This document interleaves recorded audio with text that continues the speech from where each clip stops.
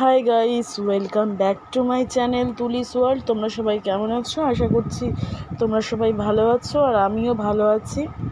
তো আমার চ্যানেলে নতুন আরেকটি ভিডিওতে তোমাদের সবাইকে জানাই অনেক অনেক স্বাগত।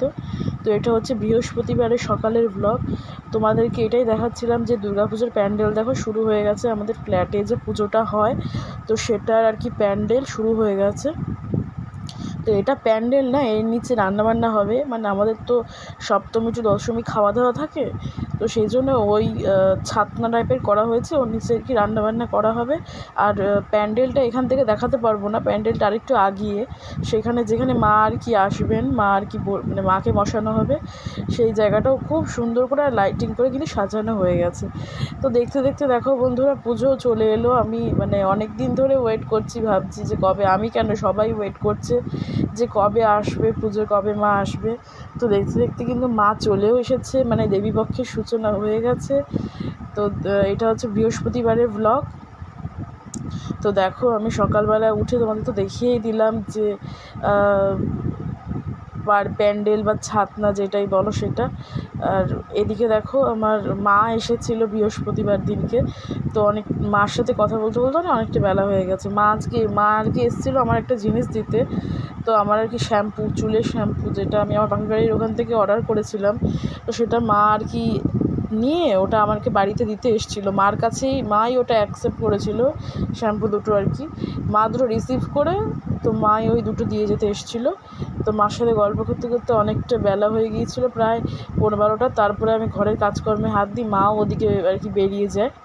তারপরে আর এদিকে দেখো আমি বারান্দাটা এসির জল পড়ে পড়ে ওই জায়গাটা কেমন শ্যাদলা পড়ে গেছে, আর ওই জায়গাটা না ঘষতে হবে। তোমার বর বলছে ছুটির দিনে একটু ঘষে দেবে, তাই আমি আর ঘষলাম না। আমি এমনি জল দিয়ে বারান্দাটা ধুয়ে দিচ্ছি, যাতে বারান্দায় যে পরিমাণ ধুলো ময়লাটা হয় সেটা আর কি জলের সাথে আর কি বেরিয়ে যায়। তো সেই কারণেই আর কি বারান্দাটা ধুয়ে দিই। আমি নর্মালি প্রতিদিনই প্রায় বারান্দাটা ধুয়ে দিই, তাহলে আর ওই কিচকিচটা করে না, আর বারান্দার থেকেও ময়লাগুলো ঘরে আসে না। তো বারান্দাতে যেহেতু ওপেন জায়গা, সেহেতু বারান্দাতে ধুলো ময়লা আসবেই, তাই না বলো? আর সেই ধুলো ময়লা কিন্তু পায়ে পায়ে ঘরে আসে। আর ঘরে যে এত পরিমাণে ধুলো ময়লা বালি কিচকিচ করে, মানে সে আর বলে বোঝাতে পারবো না, যতই মুছি না কেন। এই মাত্র ধরো ঘর ঝাড় দিয়ে গেলাম, একটু পরেই দেখবো আবার ঘর ঝাড় দেওয়ার মতো অবস্থা হয়ে গেছে, বা বিছানাও তাই। তো ওদিকে দেখো আমার সকালের যে বাসনগুলো বেরিয়েছিল, মানে ব্রেকফাস্ট করার পরে, সেই বাসনগুলো তো ধোয়া হয়নি। বললাম মা এসেছিলো, মার সাথে একটু কথা বলছিলাম, কারণ মা তো আসে না, অনেক দিন বাদে এসছে আমার শ্যাম্পু দুটো দিতে। তাই মনে করলাম যে মার সাথে একটুখানি কথা বলি। তো ওই জন্য আর কি সকালে ব্রেকফাস্ট করার পরে বাসনগুলো আর কি ধোয়া হয়নি, তো সেই বাসনগুলো আর কি ধুতে চলে এসেছি। অল্প কটাই থালা বাসন, সকালবেলা ব্রেকফাস্ট করার পরে তো বেশি বাসন বেরোয় না, আমি আমার বরই খেয়েছি। তো এই হলো। তো যেটা বলছিলাম যে দেখতে দেখতে পুজো চলে এলো, আর এটাই ভীষণ ভালো লাগছে ভেবে যে এতদিন ধরে ওয়েট করছি। আর একটা জিনিস ভেবেও খারাপ লাগে যে আসে না পুজো একরকম, এসে যখন চলে যায় তখন মারাত্মক পরিমাণে খারাপ লাগে। মানে সবাই ছুটি পায়, সবাই একসাথে আনন্দ করে, সাজগোজ, খাওয়া দাওয়া, গল্প, আড্ডা, ঘোরাঘুরি, এই সমস্ত কিছুর মধ্যে না মানে একটা আলাদাই আনন্দ, একটা মেজাজ থাকে, যেটা সারা বছর মানুষ ওয়েট করে থাকে যে কবে দুর্গা পুজোটা আসবে, তাই না বলো? আর সেখানে যখন পুজোটা চলে আসে, আর চলে আসার সময় তো খুবই ভালো লাগে যে পুজো এসে গেছে, কিন্তু যখন আবার চলে যায় তখন কিন্তু একটু ভালো লাগে না, তাই না? মনে হয় আবার সে আরেক বছর, মানে 1 বছরের অপেক্ষা, তারপরে মা আসবেন। তো এদিকে দেখো আমার হলুদের লঙ্কার গুঁড়োটা শেষ হয়ে গিয়েছিল, তো ওই দুখানায় আমি একটুখানি পটের মধ্যে ঢেলে নিচ্ছি। তো এই করতে করতেই আর কি বেলা হয়ে গেছে। বেলা মানে কাজ করি বা না করি, বেলা তো গড়িয়েই যাবে, তাই না বলো? আর আমার যেহেতু কাজ করা হয়নি সকাল থেকে, সেভাবে ব্রেকফাস্ট করেছি, বড়কে অফিসে পাঠিয়েছি, তো ওই অবধি আর কোনো কাজ করা হয়নি। তো সেই জন্য এখন আর কি কাজগুলো সেরে নিচ্ছি একটু একটু করে। তো দেখতেই পাচ্ছ তোমরা বন্ধুরা, আমি তো তাড়াতাড়ি করেই সব কিছু কিন্তু করছি, মানে ধীরে সুস্থে কাজ আজকে আর হবে না। তো যাই হোক, এদিকে দেখো আলু কাটছি। তো চিংড়ি মাছ রান্না করব। তো মার থেকে শুনলাম যে মা চিংড়ি মাছ এমনি আলু দিয়ে প্লেন একটু ঝাল করে রান্না করব। তো মা বললো যে তাহলে পেঁয়াজ রসুন দিয়ে কর, ওটাই ভালো লাগবে। তাই না, ঠিক আছে।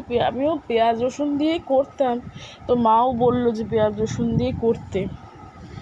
তো ওই আর আমি হাঁপাচ্ছি কেন বলো তো, আমি যখন ভয়েস ওভারটা দিচ্ছি আমি সবে সংসারে কাজকর্ম সেরে আসলাম, তারপরে আমি ভয়েস ওভারটা দিচ্ছি। মানে এটা বৃহস্পতিবারের ভিডিও।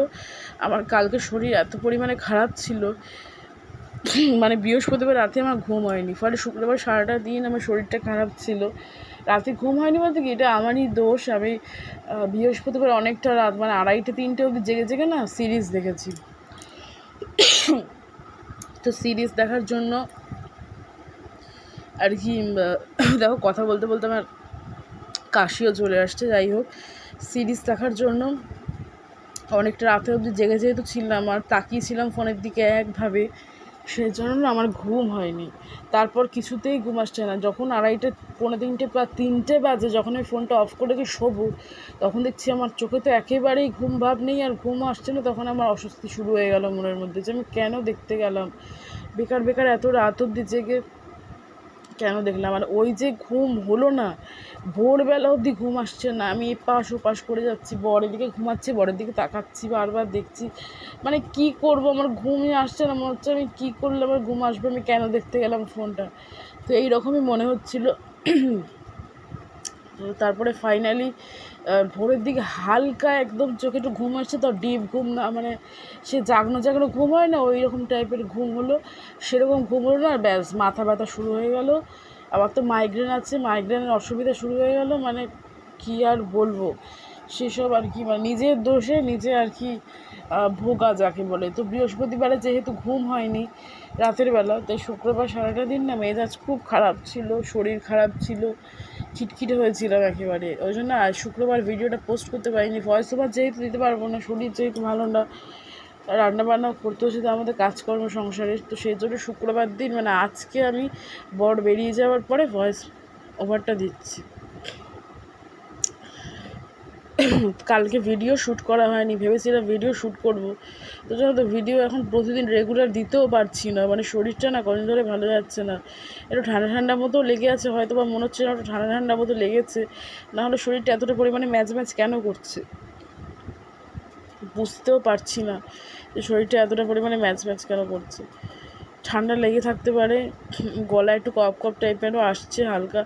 তো ভাবছি আজকে একটু ভেপার নেব, সন্ধেবেলা বরকে বলবো, ও আসলে অফিস থেকে তারপর একটু ভেপার নেব, তারপর দেখি যদি শরীরটা ভালো লাগে।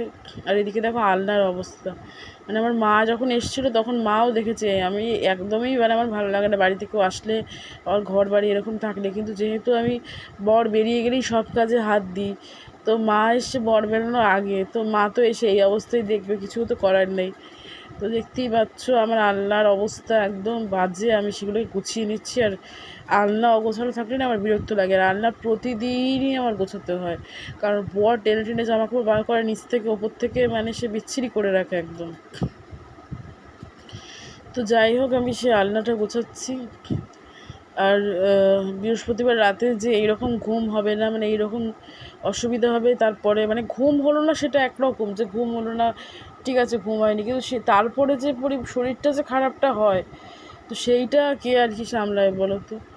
জেগে জেগে তো ওয়েব সিরিজটা আমি দেখছিলাম একদম লাস্ট, মানে এত পরিমাণে অ্যাডিকশন হয়ে গেছে যে লাস্ট পার্ট, সেটা অবধি আমি মানে কন্টিনিউ করেছি, মানে শুরুর থেকে কন্টিনিউ না, মানে টোটাল 31টা পার্ট ছিল, তো আমি ওই 24 থেকে দেখা শুরু করেছি, তো লাস্ট পার্ট অবধি। আর দেখতে আধ ঘন্টা বা 34 মিনিট করে এক একটা পার্ট। তো যাই হোক, ওরকম দেখতে দেখতে না মানে অ্যাডিকশান এত পরিমাণে হয়ে গেছে যে আমি লাস্ট পার্ট কমপ্লিট না করে আমি শুতেই পারবো না, একটা ব্যাপার, মানে মনের মধ্যে চলবে যে কী হলো কী হবে, এত পরিমাণে নেশা হয়ে গিয়েছিল। তারপরে লাস্ট পার্টটা কমপ্লিটও করিনি, শুয়ে পড়েছিল, যখন দেখছি 3টে বেজে গেছে, তখন 2:45 কি 3টে এরকম। তো তখন আর কি মনে করেছি না এবার শুতে হবে, কিন্তু শুয়েও কি আমি ঘুমোতে পেরেছি, মানে একটা ফোঁটা ঘুমোতে পারিনি, আর যার জন্য এই অবস্থা আর কি পড়তে হয়েছে। তো কী বলবো, আর কিছু বলার নেই। এদিকে দেখো আলনাটা আমার গোছানো কমপ্লিট, বিছানাটাও গোছানো কমপ্লিট। আলনা আর বিছানা এই দুটো আমার গোছানো থাকলে আমার মনটা একটু শান্ত থাকে, মানে ঘরটা দেখতে একটু মোটামুটি ভালো লাগে। না হলে তো আহামরি কিছু ঘর না বিশাল, যে একদম রাজপ্রাসাদের মতো সাজানো, তেমন তো না, নর্মালি একটা মধ্যবিত্ত মানুষের ঘর যেমন হয় তো সেই রকমই ঘর। আর সেটা যদি গুছিয়ে না রাখি না, সেটা আরও বেশি বাজে লাগে দেখতে, ওই জন্য ভালো লাগে না আর কি। আমার গলাটা তোমাদের একটু ভারী ভারী লাগতে পারে, কারণ আমার সত্যি শরীরটা ভীষণ পরিমাণে খারাপ, আমার এখনও শরীর ভালো হয়নি আর কি। শরীর যেহেতু কাল খারাপ ছিল, কাল একদিনের মধ্যে কি শরীর ভালো হয়? রেস্ট তো বর বললো তোমার 2 দিন আরও ঘুমোতে হয় ভালোভাবে, তারপরে তোমার শরীরটা ভালোভাবে চাঙ্গা হবে। আর শরীরে একদমই এনার্জি নেই, একদমই এনার্জি নেই। বর বাড়ি থাকলে তাও একটু হেল্প করে দেয় শরীর টরীর খারাপ থাকলে, কিন্তু যেহেতু বড় বাড়িতে নেই, অফিসে গেছে, সেহেতু শরীরে এত পরিমাণে এনার্জি লস লাগছে না, মানে বলে বোঝাতে পারবো না তোমাদেরকে। কালকে শুক্রবার ছিল, কালকে সারাটা দিন মানে আমার শরীর খারাপ খারাপ খারাপ, ঘুম হয়নি এরকম একটা ভাব দিয়ে কেটেছে। আর আজকেও দেখো শরীর একদমই ভালো না, সকাল থেকে তো এনার্জি পাচ্ছিলাম না। 9:30টার সময় উঠেছি, বর দেরি করে অফিস গেছে, মানে উঠেও মনে হচ্ছে আমার ঘুম হয়নি, আরও ঘুমোতে পারলে ভালো হতো। আর এদিকে দেখো চিংড়ি মাছের জন্য সব কিছু গুছিয়ে নিয়েছি, আর রান্নাটাও করতে চলে এসেছি। কড়াইতে তেলটাও দিয়ে দিলাম, দিয়ে এবার আর কি আলুগুলো আর মাছগুলো আর কি ভেজে নেব। আর আলুগুলো মাছগুলো ধোয়া হয়নি, একটু ধুয়ে নিলাম, মানে ধোয়া আছে, তা ফাইনাল আরেকবার একটু ধোবো বলে ধুয়ে নিলাম। আর বৃহস্পতিবারে কিন্তু শরীরটা ভালোই ছিল, রাতের বেলায় না ঘুমিয়ে আমার শরীরটা খারাপ হয়ে গেলো, সেই থেকে এখন অবধি আমার শরীরটা খারাপই যাচ্ছে। তো চিংড়ি আর আলু ধোয়া হয়ে গেছে, আর ওদিকে দুধটাও বার করে গ্যাসের ওপর রেখে দিয়েছি, এটা খাওয়ার সময় জ্বালিয়ে নেব। তো দুধটা ছিল, যেহেতু শুধু চিংড়ি মাছ রান্না করব, তো ভাবলাম দুধটা ফ্রিজে রয়েছে, দুধটাও বার করে নিই, তাহলে দুটো পদ অ্যাটলিস্ট হবে, একটা পদ দিয়ে তো আর খাওয়া যায় না, তাই না? তো সেই কারণে আর কি।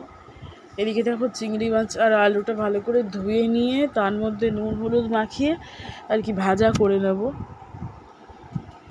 তো ভেজে টেজে নিয়ে তারপরে মশলাটা আর কি রান্না করব।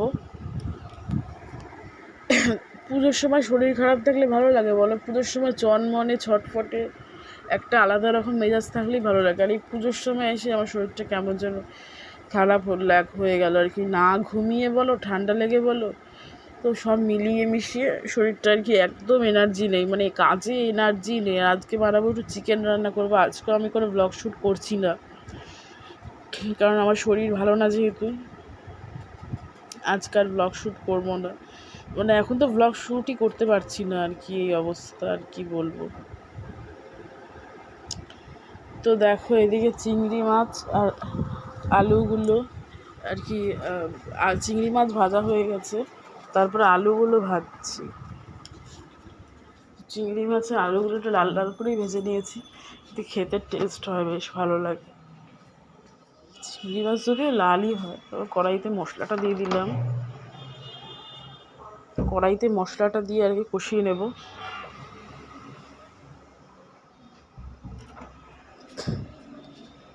তো আজকে রান্নাটা তোমাদের সাথে শেয়ার করব, তো তোমরা দেখতে থাকো রেসিপিটা আর কি কীভাবে করি।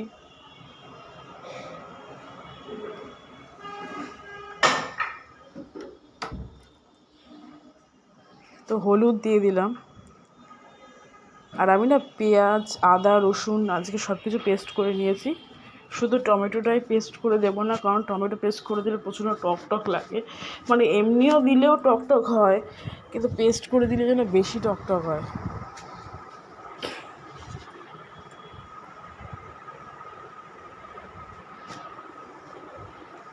আর জানো তো বন্ধুরা, আমার শ্বশুরমশাই না বাজারে গেলে যদি মানে কী মাছ আনতে হবে যদি বলে না দিই, ধরো বললাম যে বাবা বাজারে যাচ্ছ, যেই মাছ ভালো পাবে নিয়ে আসবে, তো উনি চিংড়ি মাছই আগে নিয়ে আসে, মানে চিংড়ি মাছ খেতে উনি এতটাই পছন্দ করে যে উনি চিংড়ি মাছটাই নিয়ে আসে, আর না হলে পার্শে মাছ, তো চিংড়ি আর পার্শেই বেশিরভাগ নিয়ে আসে। আর বাকি মাছের নাম যদি বলে দিতে পারো তখন সেই মাছ নিয়ে আসবে, আর যদি নাম না বলে দিতে পারো তাহলে চিংড়ি অথবা পার্শে নিয়ে আসবে। তো কিছু করার নেই। আর এদিকে দেখো আলু দিয়ে মশলাটা কষিয়ে, মশলার থেকে যখন তেলটা ছেড়ে দিয়েছিল তখন সামান্য জল দিয়ে দিয়েছিলাম, বেশি জল দেবো না, কারণ চিংড়ি মাছ তো বেশি ঝোল ঝোল করবো না, মিডিয়াম ঝোল ঝোল হবে। আর এই জল দিয়ে ঢেকে দিয়েছি, আলুগুলো সিদ্ধ করে নেবো আর কি। আর এদিকে দেখো ঝোল ফুটে যাওয়ার পরে আলু আর চিংড়ি, আলু তো আগেই দিয়ে দিয়েছিলাম, চিংড়িগুলোও দিয়ে দিয়েছি। আর একটু নেড়ে দিলাম, আর একটু ঝোল টানালেই আমার আর কি মাছটা রেডি হয়ে যাবে। আর এখন চলে এসেছি সন্ধেবেলায় দেখো রেডি হয়ে নিয়েছি, একটু নিচে দোকানে যাব। তো দোকান থেকে এসে দেখো আসার সময় কী নিয়ে এসেছি, এটা হচ্ছে ভেজ পোলাও আর চিকেন দো পেঁয়াজা। এই কম্বোটা খেতে খুব ইচ্ছা করছিলো, তো এই কম্বোটা নিয়ে এসেছি। তো এটা ভীষণ সুন্দর টেস্টি কম্বো, কারণ আগেও একদিন এটা খেয়েছি, সেটার ক্লিপিংসও তোমাদের সাথে শেয়ার করে দিচ্ছি। সেদিন ছিল ফ্রেঞ্চ ফ্রাই, চিকেন টিক্কা কাবাব, আর তার সাথে ছিল ভেজ পোলাও আর ওই দো পেঁয়াজার কম্বোটা, ওটা আমি খেয়েছিলাম আর এগুলো বর খেয়েছিল। তো সেদিন খেয়ে এত টেস্টি লেগেছিলো যে আবার অর্ডার করে ওটাই নিয়ে এসেছিলাম আর কি।